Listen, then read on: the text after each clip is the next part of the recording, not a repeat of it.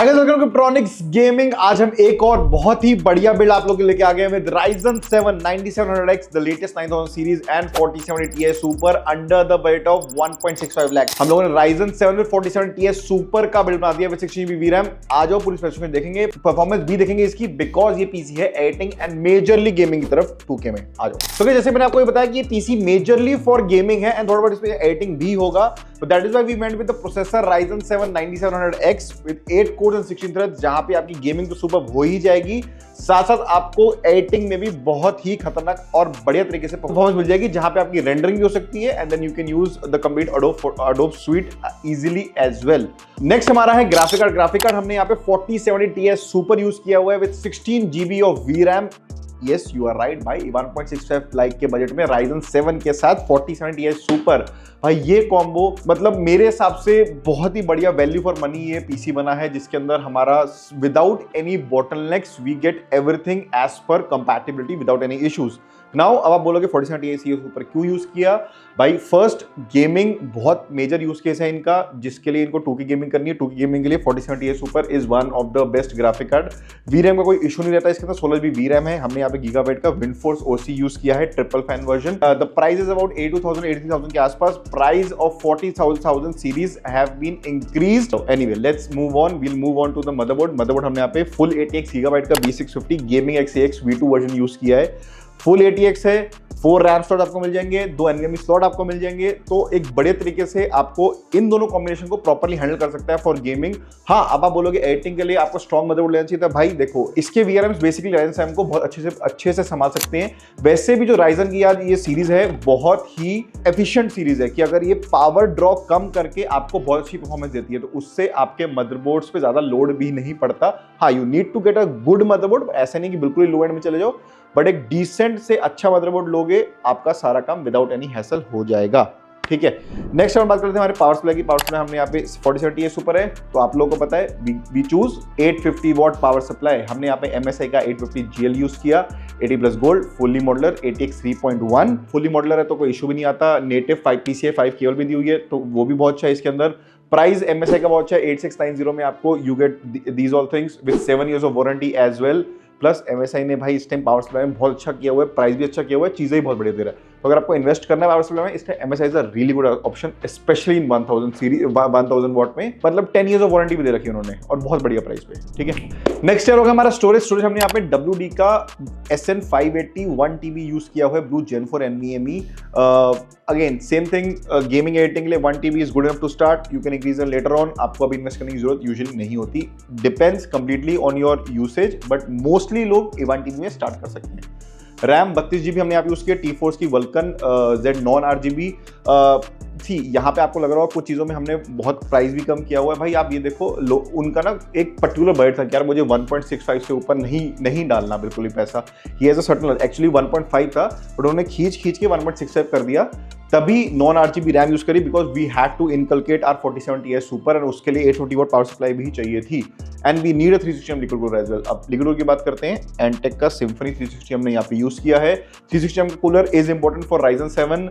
बहुत लोग ट्राई करते हैं कि यार हम लोग 240 mm ले लें, लाइक आई सेड कि इसकी TDP ठीक है, एफिशिएंट प्रोसेसर है, बट ट्राई करो, फ्यूचर प्रूफ रहोगे। Ryzen 7 ले ही रहे हो तो 360 mm में इन्वेस्ट कर दो।